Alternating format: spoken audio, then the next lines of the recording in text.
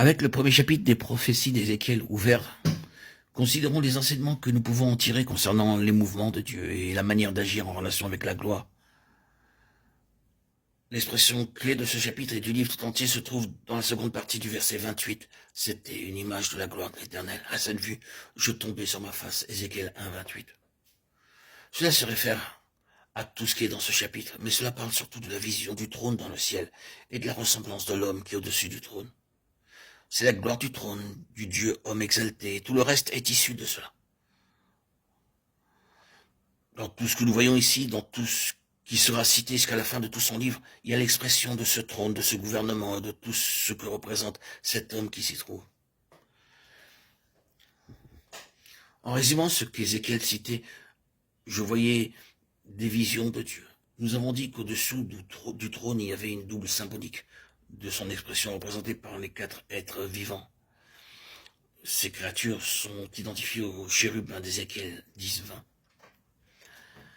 20. Une longue description nous en est donnée, mais remarquez que ce n'est pas simplement mentionné, mais que tout y est très minutieusement décrit. Il y avait une double symbolique de son expression représentée par les 4 êtres vivants et les roues.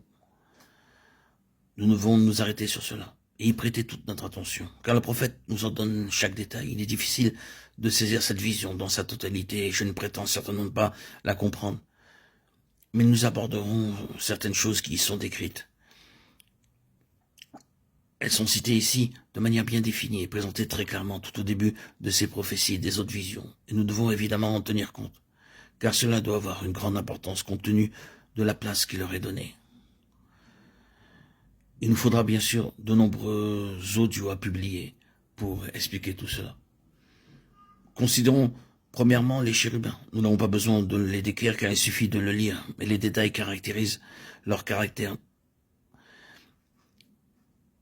Ils nous sont certainement familiers. Nous voulons simplement et directement en venir à la véritable fonction de ces êtres vivants.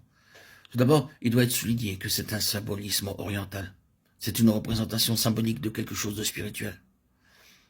Les orientaux sont sans doute mieux préparés que nous-mêmes qui lisons ces choses et à ce que la vérité leur soit présentée de cette manière. Quoi qu'il en soit, Dieu a choisi de transmettre ces grandes vérités de manière illustrée et symbolique. Et nous devons aller au-delà du symbolisme et de l'illustration. Le cas échéant, oublier les formes, oublier les caractéristiques décrites, pour aller au cœur même de cette affaire en nous posant 2 questions. Quel est leur message? Qu'est-ce qu'ils veulent nous transmettre? À partir d'une simple réflexion concernant l'apparence des chérubins décrite dans la Bible, il peut être noté qu'invariablement et en chaque occasion, ils sont en relation avec une seule et même chose. Leur fonction consiste toujours à proclamer que le trône de Dieu est un trône saint, que son règne est un règne de sainteté. Nous verrons aussitôt après combien il est vital et utile de voir cela au début de l'énoncé des jugements qui sont prophétisés.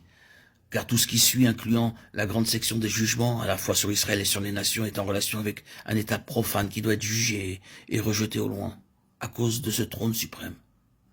La gloire implique donc cela, et nécessite toujours la sainteté, parce que c'est un trône de gloire, qui est glorieux, à cause de la sainteté. Le règne de cette sainteté est donc représenté ici par ce trône, et par l'homme qui s'y trouve.